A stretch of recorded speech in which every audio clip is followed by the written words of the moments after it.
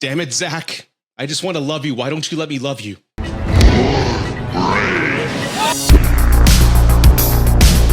So I was lucky enough to catch an early screening of the Rebel Moon film at the Alamo Drafthouse in Austin, Texas with Sean Chandler. Again, Sean, thank you for the invite.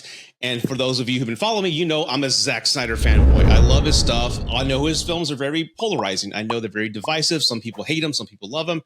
I'm on the love side, but very critical of his films. And with Rebel Moon, if you don't know, this was originally a pitch to Lucasfilm back in the early 2000s. He wanted to introduce an adult version of the Star Wars universe into that genre. It was turned down. This has been sitting on the shelf for 20 years. So he finally was able to bring this film into the world and to have it realized.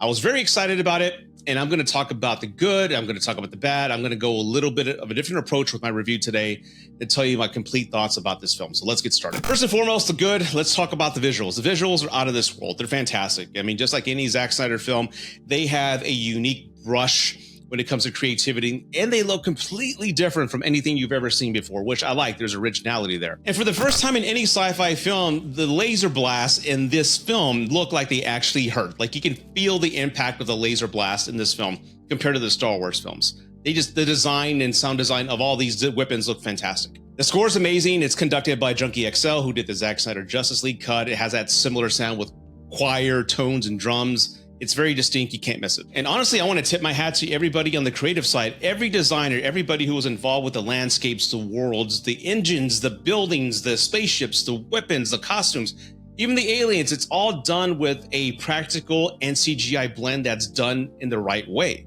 It feels authentic. It feels lived in. It feels like a real world. At no point in the film did I feel like it was a green screen background, if that makes any sense. As far as performances go, everything was pretty lackluster, but the only one that stood out to me was Ed Serkin. He played Francis in Deadpool. He plays Admiral Atticus Noble. He's a tyrant. He's evil. He's having fun. You can tell.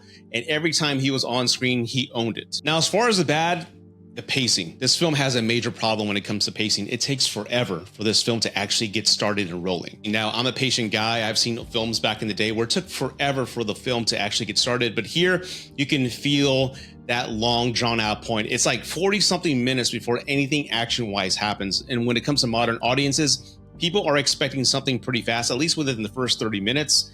Here, there's so much world building. There's so much Anthony Hopkins narration. I'm just telling you the world that you're about to encounter and live in for the next 2.5 hours. I felt I should have had a pen and paper to write notes or at least subtitles. I'm gonna have to see this film again with subtitles to understand how the world worked at the beginning. Yes, you're being introduced to characters. Yes, you're being introduced to how that world works, but I think the patience of the modern audience, they may struggle holding on for 45 minutes for something to happen. I also didn't like how the story kind of unraveled. It was more or less the plot of Bug's Life. You have a village of people who can't fight, who need help defending themselves against an army that's coming to invade and take their resources. So two people go recruiting other people to fight for them.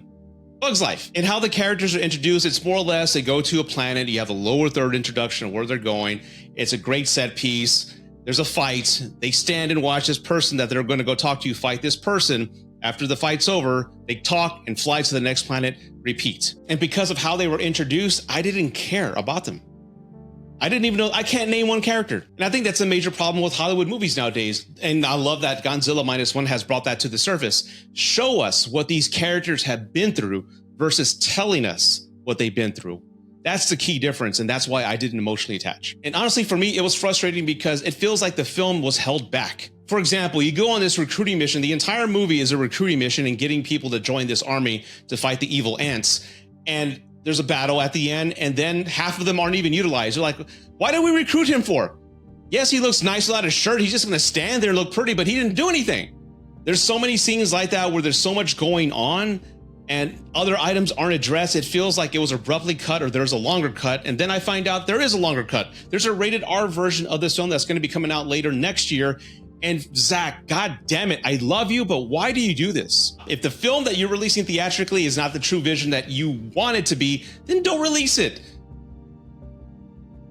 And my last point is that it looked like Star Wars, it sounded like Star Wars, but at no point did it feel like a Star Wars movie. And that was the biggest disappointment to me. And after all that being said, I'm giving Rebel Moon Part 1, A Child of Fire, a thumbs down. Heresy! Well, that does it for my Rebel Moon review. If you like the review, please hit the subscribe button, hit the like button, and you know what? I'd love to hear from you. Put some comments down below. Let me know what your thoughts are. Until then, everybody, I will see you next time. Peace.